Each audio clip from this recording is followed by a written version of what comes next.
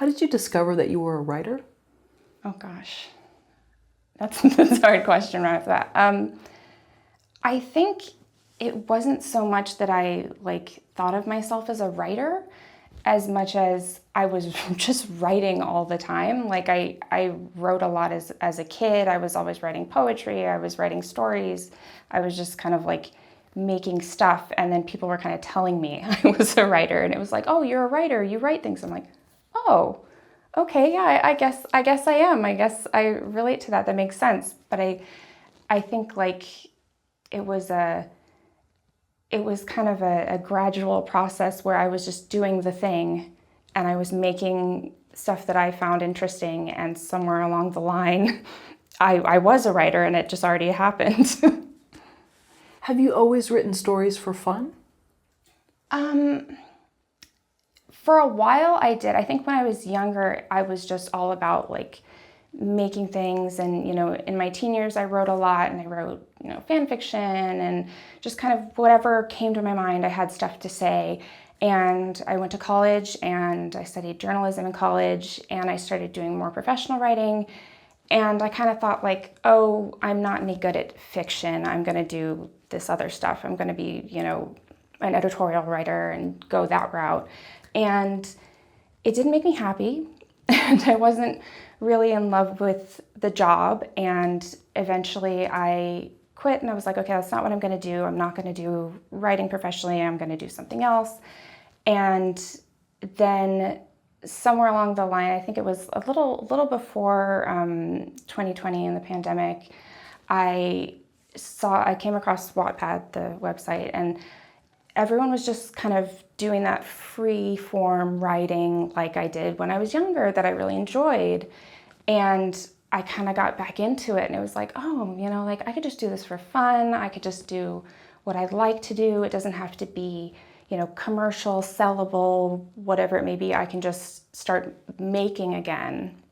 And it kind of came full circle to where all of a sudden the fact that I was making things that people liked, it just kind of came out of nowhere, and it kind of came back around. I was like, oh, I guess I'm writing again. What joy do you get out of writing? Oh, I think there's this kind of playful thing that we all kind of have, especially, when you're a kid and you're playing with dolls or anything like that, where we all like telling stories and make believe. And for me, writing has become my adult outlet for that creative need to kind of act things out and see what happens. It's kind of like experimentation, where you can think oh, I'm putting these two characters together. What are they going to do? How are they going to interact? And I frequently will just be sitting there thinking okay, what if they do this? And then I'll just rerun the scene and be like, I'm going to do it again. Now this time, this person's here. Does this change it? And it's that kind of pure joy and willingness to play and experiment that I think is really powerful about what can come from writing. And I think on top of that, I also really love the connection I get with my readers. And I can tell stories about chronically ill people. I can tell stories about various levels of disability and people who are queer, and I will get people kind of reaching out saying, oh, I really felt seen. I really felt valued by the way this character was portrayed. And that is also just really gratifying for me. How did you decide you wanted to become a professional writer? Yeah, I think, it did kind of come at me. And I think I had a little bit of a break there where I thought I didn't want to be a professional writer. And I think the way that I kind of rediscovered that interest was because I realized I could do it in a way that was true to me and what I wanted to create. And there was, I think initially, especially when you're fresh out of college and you have these ideas of being, the next great American writer, you want to be, something, magical, and you want to be literature. And I thought I wanted that. And then when I really started making things that I enjoy, I realized like, oh, I don't want that. I'm not the kind of person who even necessarily reads great literature. I mean, sometimes I do, but a lot of times I like, I like romance. I like, paranormal stuff. I like fantasy stuff. I like, indulging kind of whatever my brain wants at that moment. And sometimes it's fluffy and fun. And I see a lot of value in that as a reader. So for me, it took me a while to realize that there is value in that from the writer perspective, and that I can write that way and affect people in that way. And I don't have to be great literature. I don't have to be, this highbrow concept of what, some people think of as, a great writer, that I can write what makes me happy, what I enjoy, what other people can find joy in. And for me, that made more sense as a career than something like, being the great American author. That sounds like a good career on paper, but for me, it didn't fit me. What did fit me was, talking about queer issues and disability and working those into fun concepts like romance, and finding a space for these underrepresented people in the romance world. That fit me as a person, and I feel like that was more appealing as a profession than just kind of this broad sense of, what an author is and what an author looks like. Sure. So the concept of an author at first seemed attractive, and then maybe you changed your mind on it and then rediscovered it again? Yeah, I think there's this kind of, romantic notion of, someone sitting at a typewriter in an old cabin kind of thing, and like, oh, that's a writer. And, to some degree, you see how society values that. You see how there's a lot of value placed on being important and saying important things and having an important mind. And I think I saw that as the ideal. And then when I tried it, I didn't like it. And I was like, oh, I don't enjoy this at all. This isn't good for me, but it also isn't using my talents well. And when I kind of redefined, an author doesn't have to look like that. A lot of the authors that I love that have written things that really fascinate me and have captivated my interest, like, they're not that way. They're not, the old man with a typewriter in a cabin. That's not the reality for most people.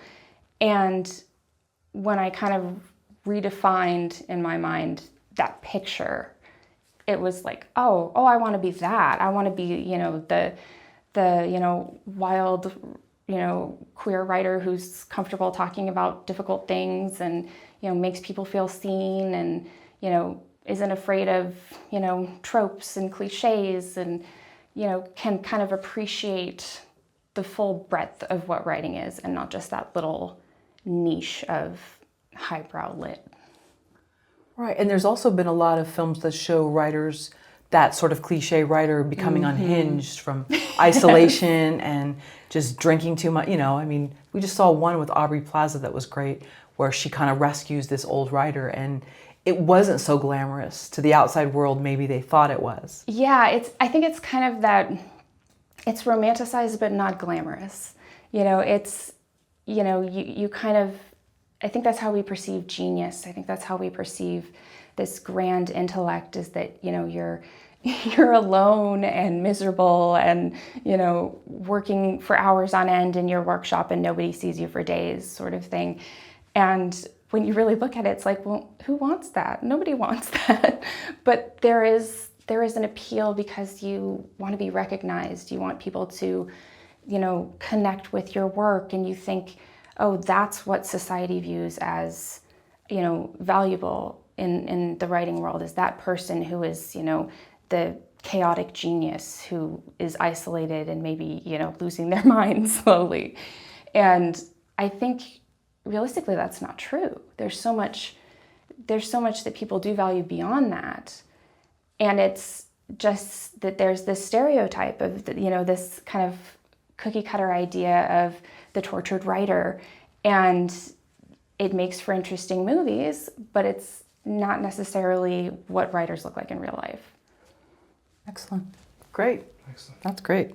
Yeah, I don't listen to Taylor Swift, but I don't know what the tortured poets thing is. I want to delve more into it. I haven't, but is that sort of what it's about, or? I will happily talk about Taylor Oh, Swift. you will? Okay, yeah. 'Cause isn't that sort of the trope that she's like? That is, yeah. I really like the new album. I find it really fascinating, and she's always been a really phenomenal writer, and I always like following her works, and especially her lyrics.